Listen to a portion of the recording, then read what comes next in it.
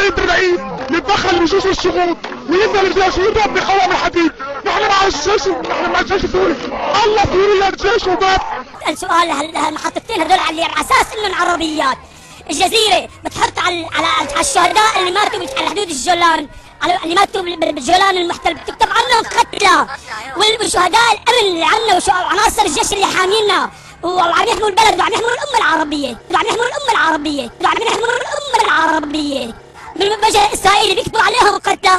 هي النضاله يعني ما بحملها الصراحه، يعني ما بحملها الصراحه للشعب، يعني ما بحملها الصراحه للشعب. انا رح اقول للشعب السوري كله، نتمنى من الشعب السوري كله ايش يلاحظ عن المندسين عم تحط شهداء، وعن القتلى بالجولان، عن الشهداء بالجولان بتحط قتلى، وعن شهداء الامن بتحطهم قتلى. بس ما حبوصل غير هالرسالة، بس ما حبوصل غير هالرسالة، يعني ما بحملها الصراحة للشعب وعم يحموا الأمة العربية، بس ما حبوصل غير هالرسالة، يعني ما بحملها الصراحة للشعب وعم يحموا الأمة العربية. والله كلمة نحن الجيش، نحن الأمن، نحن الشعب، نحن بشار الأسد. قلنا خلصت هي، رجعوا شعلوها من جديد، بس خلصت.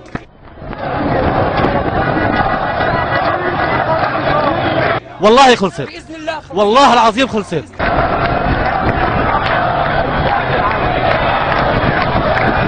بنقول كلمة واحدة، الله وسوريا وبشار وبس الجيش، ونحن مستعدين حتى ننزل ونتسلح وننزل نقاتل هالخونة اللي اجتمعوا ببروكسل واللي اجتمعوا بانطاليا، ان كان دعم دولي او دعم تركي او اي دعم ثاني. نحن بنفدي هذا البلد برواحنا وما رح نطلع منه الا منصورين باذن الله. بنقول كلمة واحدة، يا دكتور بشار مشان الله الشعب السوري عم يتذبح ليش؟ بدنا الجيش مشان الله يا دكتور بشار، بدنا الجيش. اهلنا ماتوا، اهلنا ماتوا هدول السوريين، بدنا الجيش مشان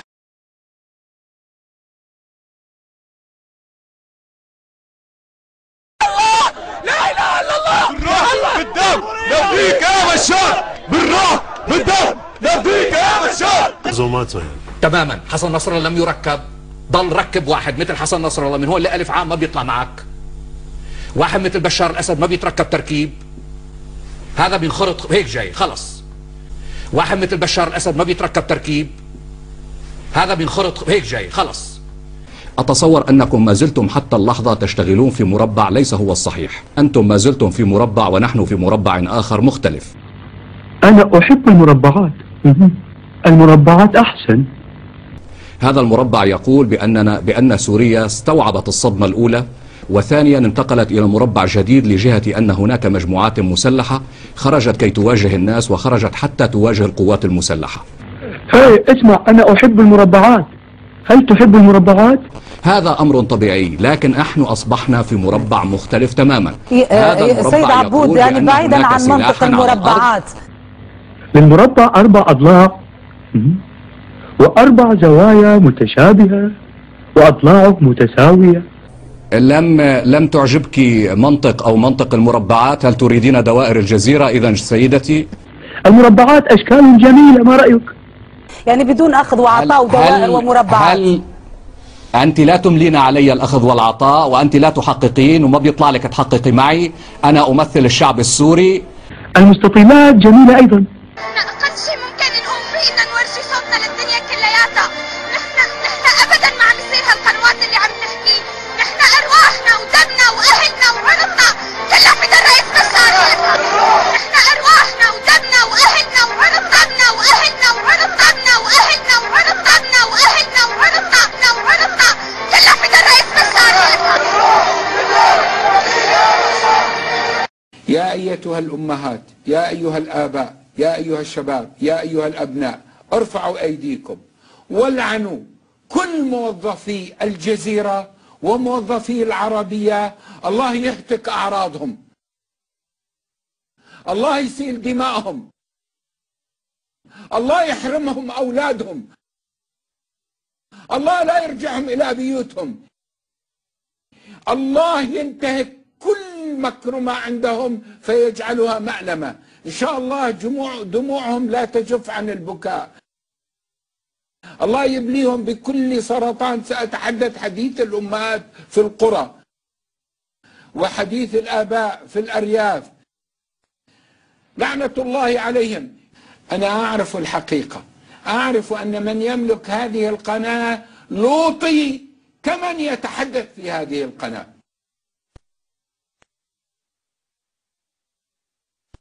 أقسم بالله الذي رفع السماء وبسط الأرض، أقسم بالله، أقسم بالله، أقسم بالله يا شعبنا السوري، أقسم بالله، أقسم بالله ثلاثا، أقسم بالله يوم يقوم الديان أن الذي يملكها لوطي يلاط به مثل هذا الذي يذيعها.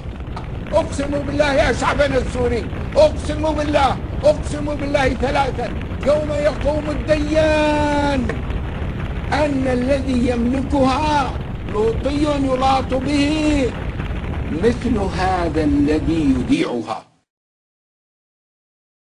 طالب، أنت قلت بالأمس هؤلاء الخونة والمرتدون قتلهم فرض وواجب وقتالهم أولى من قتال العدو الإسرائيلي، ويجب أن لا نطالب بعفو لأن هؤلاء لا ينفع معهم إلا العصا الغليظة. كنت تتحدث عن المتظاهرين؟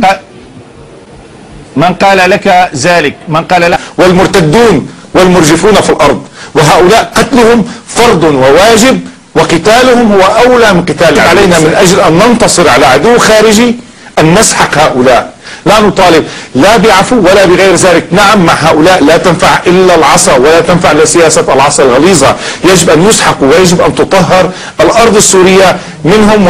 من قال لك ذلك؟ من قال لك أن يقول ذلك؟ أنت قلت.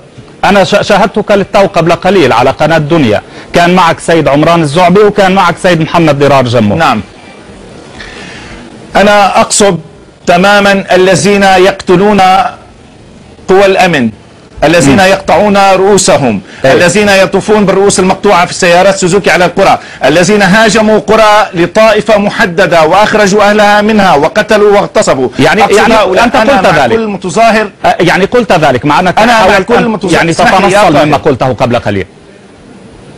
لا أتنصل يا طاهر ولا أتنصل لكلام قلته. أنا أقول من يقتل رجال الأمن ومن يقتل الجيش هو خائن وهو مرتد وهو ذراع العدو الإسرائيلي. بس أنا عارف بدك تجاوبني بهالطريقة دكتور طالب، أنا عارف بدك تقول لي إنه هؤلاء المسلحين، بس أنا بدي أكمل لك شو قلت أي حرية يريدون ولا يجب أن نطالب بالعفو عن هؤلاء.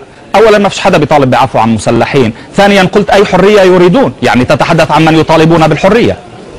لا، أي حرية يطالب القتلة. لا أحد يتفلسف علي ليقول قلت، ولكن العناصر المسلحة التي قتلت العميد عبد التلاوي، التي قتلت المبدع والمخترع والعالم السوري عيسى عبود وهو من أهم علماء سوريا، هل هؤلاء سلميون؟ هل نعطي حرية لهؤلاء؟ القتل خط أحمر. دكتور طالب إبراهيم، نحن لا نتفلسف، هذا حقنا في أن نسائلك فيما تقول. شكرا جزيلا لك.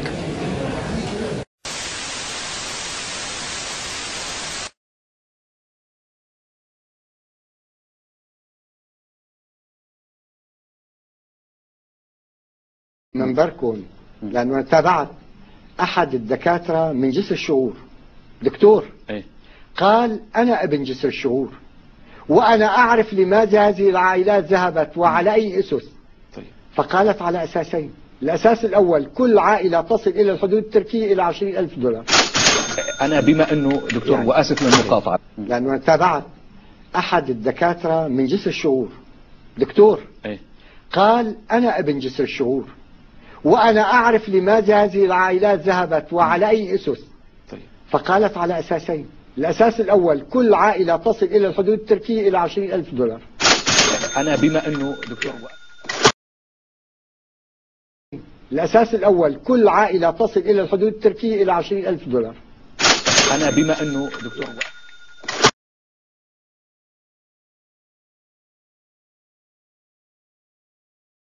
الفريق الإعلامي أثناء اتجاهه إلى جسر الشغور لكمين مسلح، استطاعت القوة الأمنية المرافقة له أن تفشله وتقتل منفذيه. ونعرض المقطع كاملا بالصوت والصورة. ولكل من خرج بخير وسلامة من الكمين، الحمد لله على السلامة.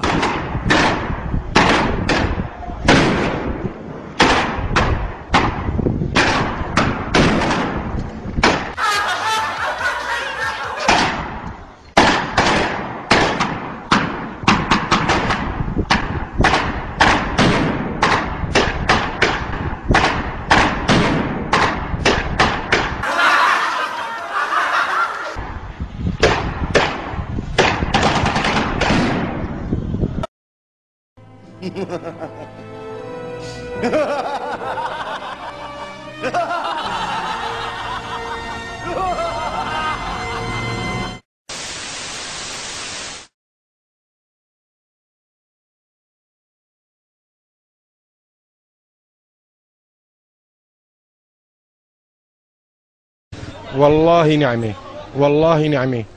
الحمد لله. يعني شو بدنا أحلى من هيك، وشو بدنا أحلى من هيك عيشة، وشو بدنا أحلى من هيك حرية، وشو بدنا أحلى من هيك. حكينا كتر خيرهم الحمد لله. لا الله يجزيهم الخير. يلي طلبناه صار الحمد لله. هذا كان يعني هدف الشعب، انه ترخيص المازوت نزل لهم اياه، والاصلاحات جاي اول باول، ومثل ما بقول المثل يعني يلي بيت اهله على مهله.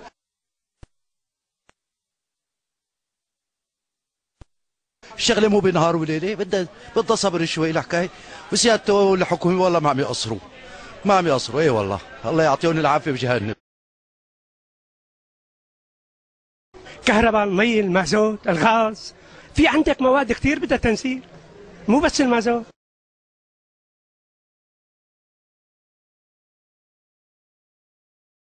كهرباء، المي، المازوت، الغاز، في عندك مواد كثير بدها تنسيق، مو بس المازوت.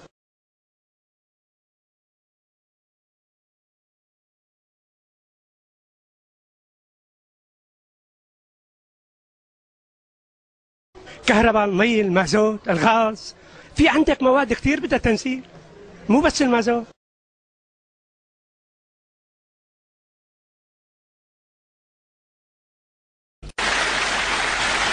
لا يوجد أجندات خارجية، لا يوجد ارتباطات خارجية. المخربين هم مجموعة بعضها متعلق بالرئيس وبعائلته المتمسكة بمصالحها. فأنا أريد أن أقول بأن كل ما سمعتوه من إشاعات متعلق بمؤامرة كلها أساسا ليس لها أساس، كلها خاطئة وغير صحيحة، سواء كانت مغرضة أو بريئة. ولكن لن نضيع وقتنا. قلت هذا الكلام أمام مجلس وزراء وقلته في خطاب مجلس الشعب وأؤكد عليه دائما. علينا أن نركز على كل طفل من المتظاهرين تحديدا، فعلينا أن نتعامل معه. وكنت أتمنى أن ألتقي كل الجراثيم والتي تتكاثر في كل لحظة في كل مكان على امتداد الوطن. الجراثيم تتواجد في كل مكان، تتواجد على الجلد، تتواجد داخل الأحشاء، ولم يفكر العلماء عبر تاريخ التطور العلمي بأن يقوموا بإبادة الجراثيم، وإنما فكروا دائما كيف نقوي مناعة أجسادنا. هذا ما علينا أن نفكر به، أهم من التحليل بالنسبة للمؤامرة، لأن لا أعتقد بأن المعطيات ستظهر قريبا كل التفاصيل، وربما لن تظهر خلال سنوات. لكن بعض يقول أنه لا توجد مؤامرة، يعني هذا كلام أيضا